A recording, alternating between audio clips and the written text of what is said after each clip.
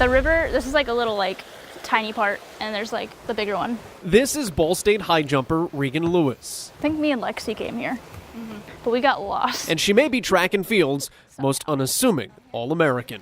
I have tennis shoes on right now.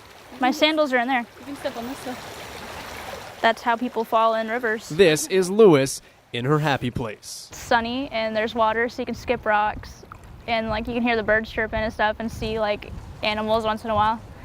It's just peaceful. Just the way Lewis likes it. Regan is an against-the-grain millennial. She has no Twitter or Instagram, and she absolutely hates this. I don't like being on camera because it's just weird.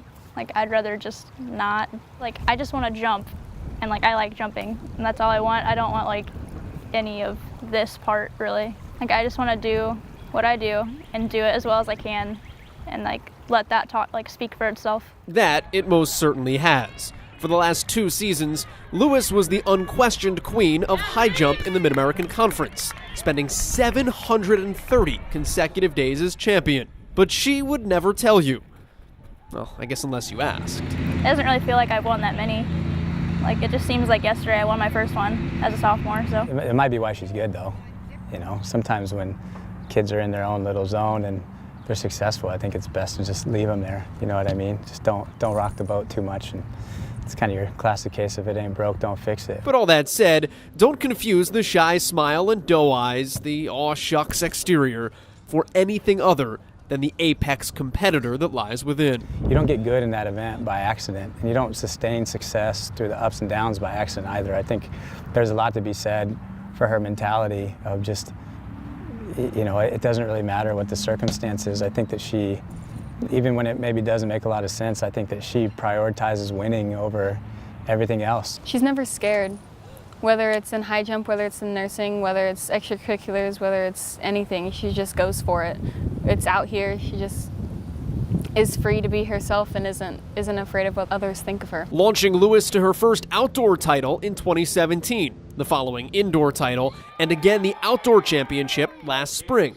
That performance catapulting her to the sport's zenith. The MAC champion this year from Ball State, junior Regan Lewis, where she'd finish 10th at the NCAA Finals and earn All-America status. It was definitely the coolest meet I've ever been to. I mean, to get to see the names that you always hear, like Sadie McLaughlin, you just see her kill everyone on the 400 hurdles and see all the best people compete and know that you're one of them and that you're actually there to compete for a national title.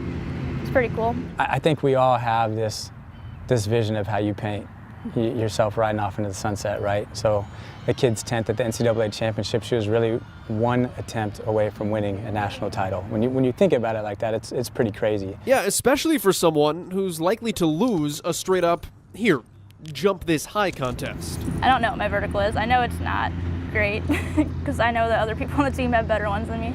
I don't know, I never had a coach in high school that was specific to high jump, and I think learning high jump was just me and my mom kind of going out and messing around.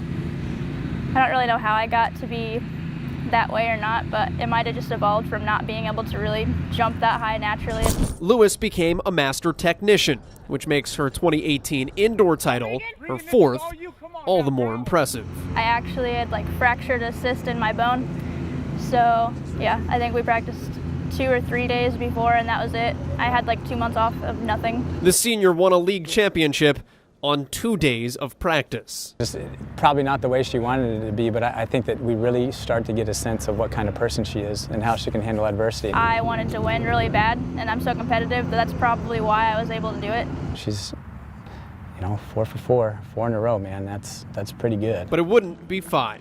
Lewis finally dethroned at this past outdoor championship, where she still finished 4th, closing one of the most prolific careers in school history. You could argue that maybe she did. Obviously, there's only 4 championships over that period of time, real actual conference championships, but maybe that makes it harder because there's little to no room for error. You can talk about a streak over any given period of time, but if you're playing 60 games or you're up and down and there's a win-loss, you either win or you don't, period, and it's just one time.